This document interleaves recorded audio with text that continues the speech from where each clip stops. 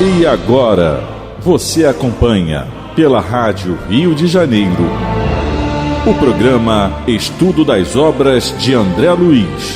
Vamos refletir sobre o livro Mecanismos da Mediunidade. Produção e apresentação, Deusa Nogueira.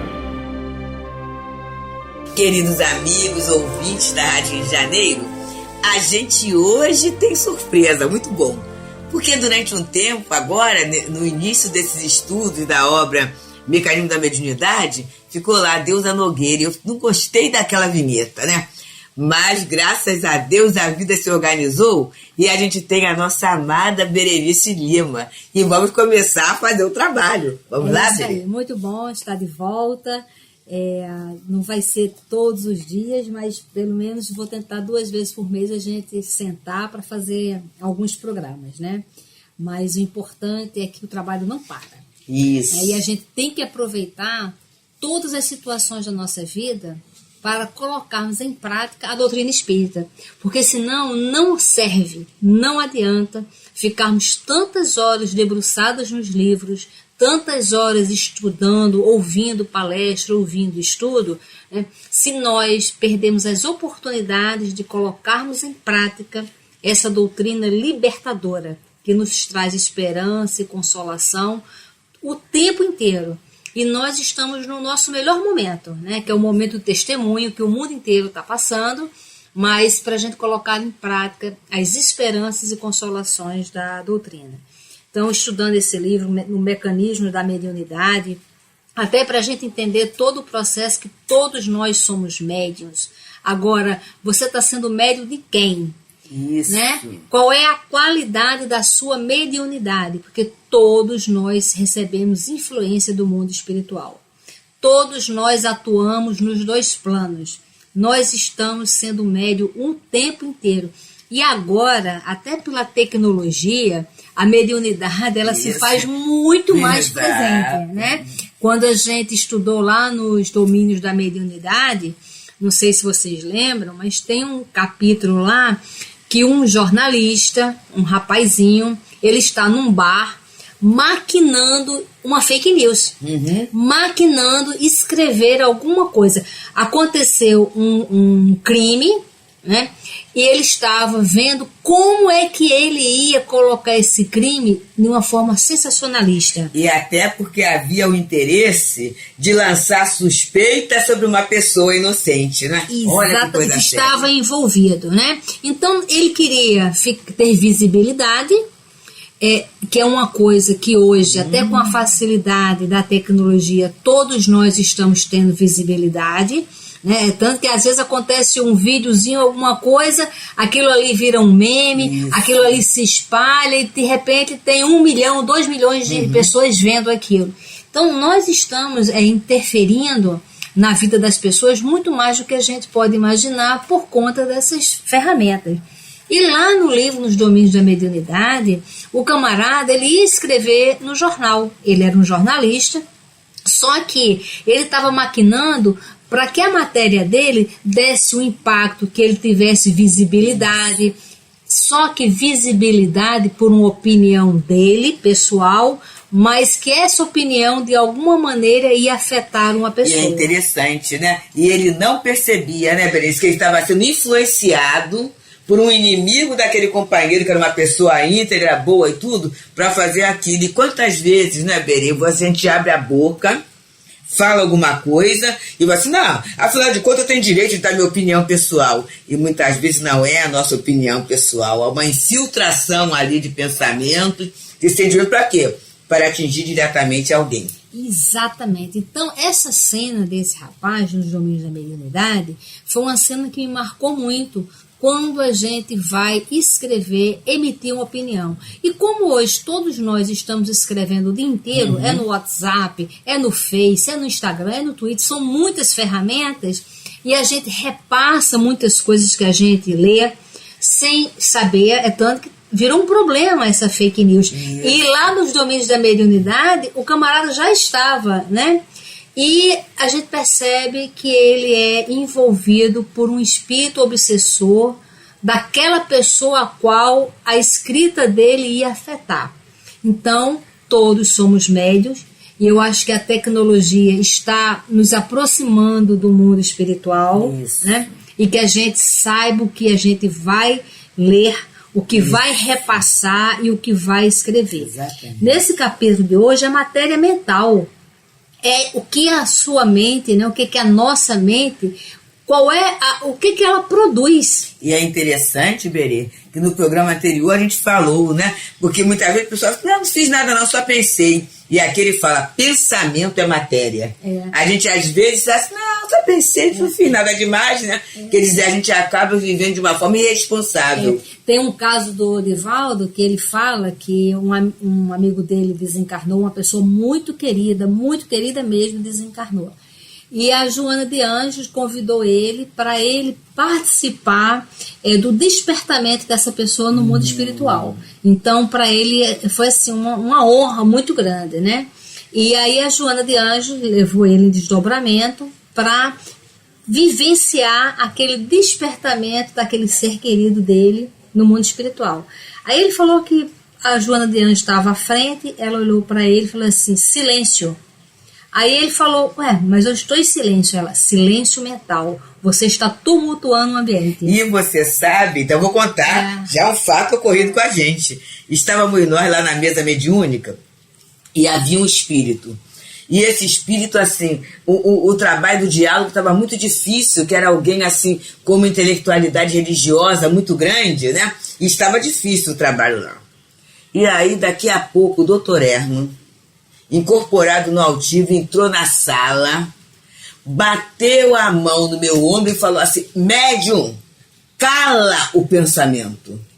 Porque, na verdade, o que eu estava fazendo? Uma doutrinação paralela. Que, na verdade, é um grande orgulho. É você falar assim, bem, já que não está dando conta, eu vou, com o meu conhecimento de religião, começar a fazer. Então, observa só, gente. Foi tão sério que, na outra sala, ele percebeu o pensamento. E eu estou lembrando de uma outra questão também. Essa você está no meio, Berê. Naquele dia, era uma sexta-feira, época, né? Sexta não, era um dia, acho que uma sexta, assim. Véspera de evento junino. E o Teresa Dávila tinha uma barraca no Sesc, né? Aqui perto. E a gente fazia caldo, era muito caldo mesmo. E naquele momento estávamos nós lá, o grupo, né? Fazendo, era uma quantidade muito grande. E daqui a pouco, uma das pessoas que estava no trabalho, né, comentou com outra contra mim. Uma coisa lá, fez uma coisa. E aí, observa só, como vocês sabem, Teresa Dávila no terraço de casa, eu desci para minha cozinha, pensando assim, agora veja só, né, falando mal de mim na minha casa. Foi o período que eu tive, né? Daqui a pouco, a gente não deu um minuto, a Berê liga, eu tava com o celular. E aí ela falou assim, olha Deus, o doutor Herman falou que ele viu o seu pensamento. Gente, quando ele falou isso, eu na mesma hora respirei fundo, subi e retornei ao trabalho. Olha só, gente, a gente acha que é bobagem, que é pouca coisa, né? Mas é a matéria mental. É verdade. E aí, estudar a matéria mental é para a gente se apropriar da nossa matéria mental. Como é que a gente está fazendo isso, né? Como a gente já viu aqui no início do capítulo, que é plasmando as criações temporárias. Então, a gente vai plasmando, a gente vai idealizando, que a gente use isso para o progresso. Exato. Que a gente plasme. O que é plasmar? É você começar a sonhar, né? Isso. Puxa, né? Que legal, as casas voltando ao estudo, as pessoas indo buscar o acolhimento. Então você está vibrando ali, você está plasmando, você está sonhando, você está imaginando alguma coisa que é possível se realizar, só que a gente tem que focar nas questões positivas. Porque o que a gente pensa, o negócio funciona. Ele vem falando também até sobre as nossas mentes, com as mentes embrionárias dos animais, né? Que a gente também influencia a questão dos animais, na formação dos animais. Isso foi no programa passado, mas isso foi uma coisa que me chamou a atenção. Que ele diz assim, olha, a mente dos homens, indiretamente controlada pelo comando superior, interfere no acervo de recursos do planeta, em particular, aprimorando-lhe os recursos na direção do plano angélico e a mente embrionária dos animais, influenciada pela direção humana, hierarquiza-se em serviço nas regiões inferiores da Terra, no rumo das conquistas da humanidade. Isso aqui me chamou muita atenção, porque teve uma vez, muitos anos atrás, uns 40 anos atrás, eu estava em Nova York. Foi a primeira vez assim que eu fui em Nova York.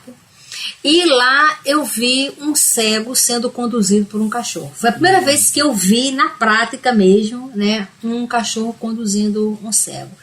E aquilo ali me chocou, me deu um impacto muito grande, porque eu adoro cachorro. Em especial cachorro. Né? E aí, na época, eu e meu marido, a gente decidiu seguir aquela situação. A gente estava de férias e falou assim, vamos seguir o dia inteiro, se for o caso. E a gente foi seguindo. E aí o cachorro foi se direcionando para o metrô. Aí tinha uma poça d'água, o cuidado do cachorro, desviando o cego da poça d'água. Desceu as escadas, pegou o metrô. Gente, nós fomos, seguimos, ainda bem que ele era cego, porque eu acho que ia causar um constrangimento, porque a gente seguiu o dia inteiro. E eu fiquei muito impactado, porque eu ouvia falar, mas eu nunca tinha visto na prática aquilo ali, né? Então, nós pegando os animais, que são os seres inferiores ao humano, né? Mas a gente já treinando a mente dele para um serviço, porque esse cachorro, ele já vai ter um trabalho, inclusive, nas regiões inferiores. E como hoje, e olha que 40 anos atrás não era tão popular os cachorros domésticos como são hoje. O cachorro geralmente era para tomar conta da casa. Então, hoje, nós estamos com muitos animais em casa. E às vezes nós temos que ter a responsabilidade dessa matéria mental com os animais. Da gente educar, treinar os animais para o serviço, para o trabalho.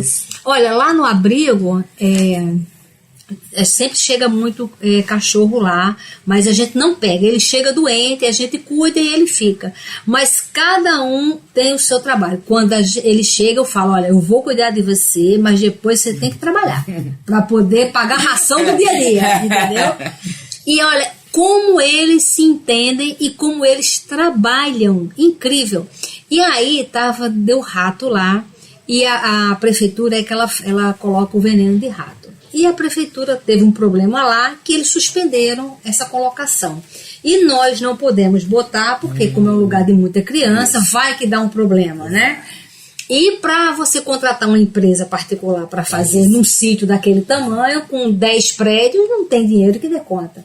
Então eu falei, vamos agora então no popular, os gatos, porque até então não tinha gato. Eu falei, gente, tem que chegar um gato aqui. Mas só que aí um rato entrou lá na garagem, aí eu chamei os cachorros todos e falei assim, olha, eu sei que não é papel de vocês caçar caçar ratos, mas eu preciso que alguém tire o rato daqui de dentro, porque tá todo mundo com medo de entrar e a gente precisava entrar e tinha alimentos. Lá, era um local que a gente guardava alimentos. Eu preciso, e os cachorros todos olhando pra mim, e todo mundo, eu não acredito que você tá fazendo. Eu fiz uma reunião. E você acredita que naquele mesmo dia a cachorra Lola, ela entrou e matou o rato, né? Pronto. Aí eu falei, bom, temos que ter gato aqui. Passaram umas 2 semanas, apareceu uma gata buchuda em cima do telhado. E os cachorros latindo. Chamei eles, falei, olha, ela é a tal funcionária que está chegando para fazer o trabalho que não compete a vocês. Então, por favor, vamos tratar ela bem. Aí eu chamei ela, aí ela desceu, os cachorros cheiraram, ela teve 4 crias. Então, hoje, nós temos 5 gatos lá. E, gente, olha como eles trabalham, esses gatos, sabe? Trabalham muito. Então, nós temos a responsabilidade de ensinar aos menores, de educar as crianças, né, de educar os ignorantes. Por isso que o processo começa primeiro na autoeducação, porque o mais ignorante é o que está mais próximo. Né? É a grande cadeia que a gente não pode esquecer. E que a gente use esses animais, né, não querer transformar o animal num bebê ineficiente, incapaz, entendeu? E a gente está vendo que isso está virando um problema social. Que é uma substituição que a criatura vai fazendo, né? Exatamente. É uma transferência. Isso. Então, que a gente faça isso, olha, que essa mente embrionária dos animais, influenciada por nós, pela direção humana, entendeu? Mas que a gente treine o animal para um trabalho útil, porque ele vai ser usado no mundo espiritual, porque isso vai fazer parte do processo de desenvolvimento dele. Então, olha como a doutrina espírita, ela envolve todos os temas que a gente pode imaginar. Exatamente, né? A nossa vida, né? E dando sequência aqui, aí ele vem falar especificamente da matéria mental e matéria física, que é o que a gente vai iniciar hoje, né? E aí o André Luiz escreve: em posição vulgar, acomodados às impressões comuns da criatura humana normal, os átomos mentais inteiros, regularmente excitados na esfera dos pensamentos, produzirão ondas muito longas ou de simples sustentação da individualidade, correspondendo à manutenção de calor. E aí, Beri, a gente estudou antes, quando ele falou das ondas, né? As ondas longas e as ondas curtas. As ondas longas são aquelas que se distanciam do núcleo. E as ondas curtas são mais próximas do núcleo. As ondas longas, então, elas são mais frágeis, né? Porque estão mais distantes. E aí a gente fez até uma metáfora com a nossa questão da lei de Deus. Quanto mais perto eu estou da lei de Deus, é a onda curta, né? Mais forte eu sou. Quanto mais eu distancio, eu divago, mais fraca eu sou. E embora eu vá influenciar de uma forma negativa os outros seres, né? As outras questões. Isso é muito sério, né? É verdade. Só abrindo um parênteses, né? Com a pandemia, nos lugares que você vai em mercado e tal, medem a temperatura, né? Aí outro dia, logo quando começou a medir, a gente foi no mercado e quando a mocinha viu a minha temperatura, eu falei, olha, se chegar alguém aqui e você vê que a temperatura é zero, é porque é um espírito, viu? Aí ela pra mim, é possível? Eu falei, olha, vai que vem um espírito aqui, mas você fica de olho, você fica firme.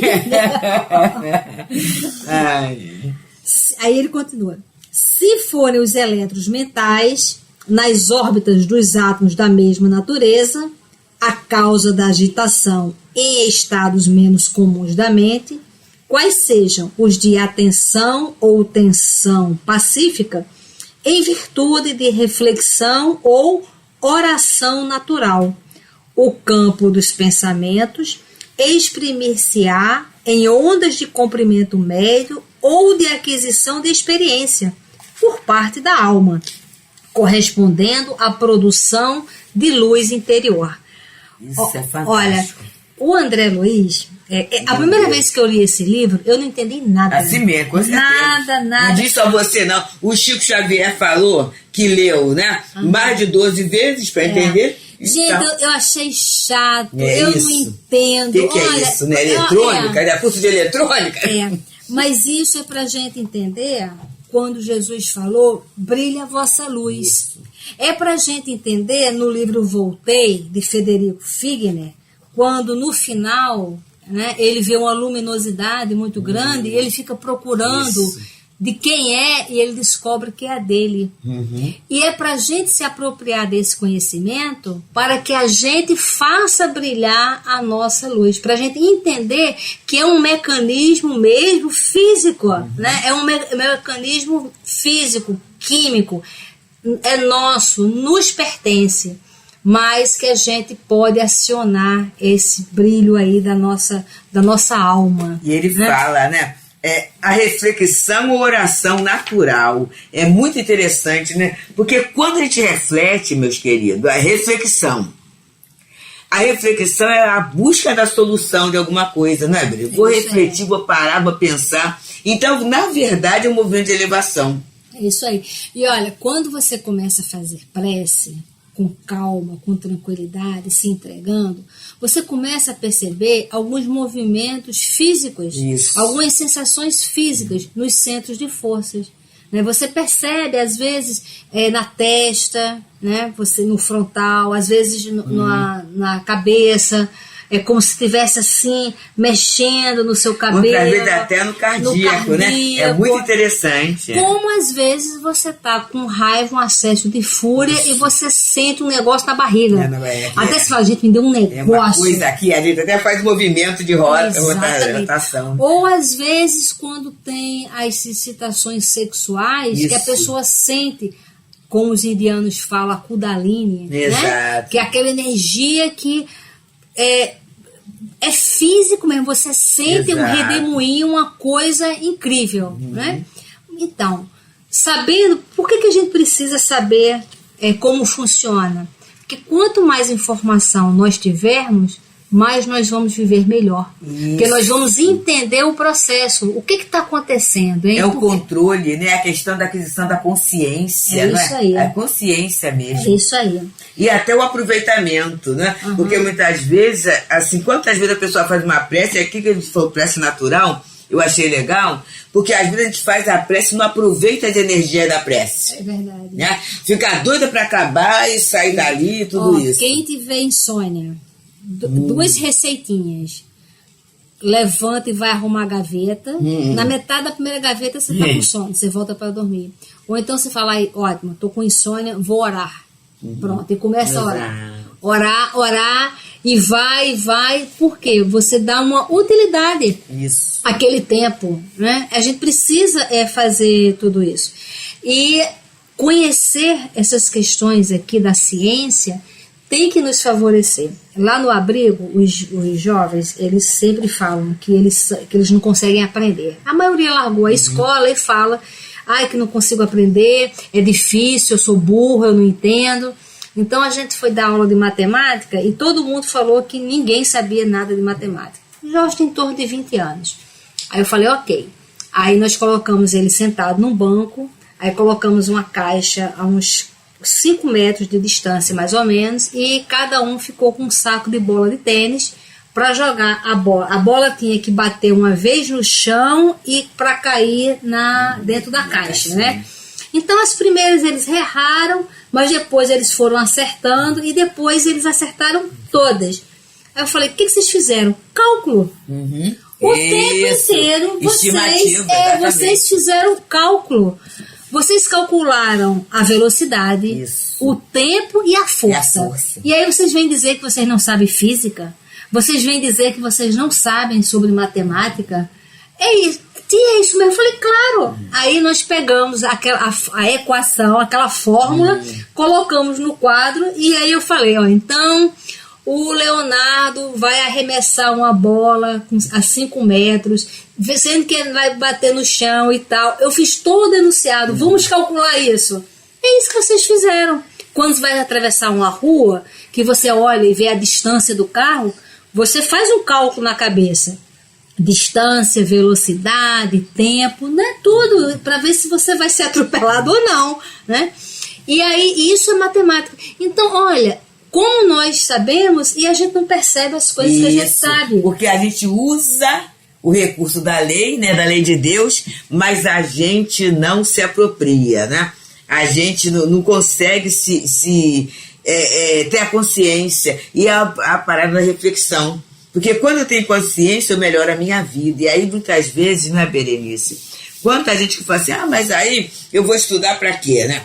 Eu vou estudar para quê? É para os outros, é para falar? Não, gente, é para a nossa vida. É para a gente tomando pé das questões, é para a gente não ser tanto massa de manobra. Porque quantas vezes a gente é massa de manobra porque se apropria de questões que não são nossas e a gente não tem essa noção. É verdade. Né? Então, é o uso do livre-arbítrio consciente que a gente precisa ter mesmo.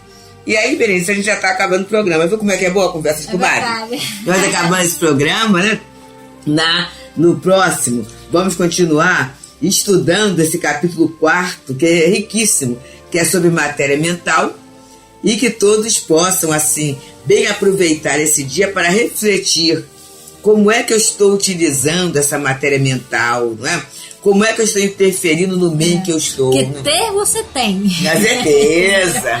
Agora é só a questão de como é que você está usando e como é que você vai interferir no mundo com a sua matéria mental, né?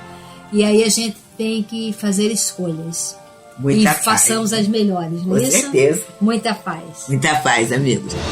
A Rádio Rio de Janeiro apresentou o programa Estudo das Obras de André Luiz.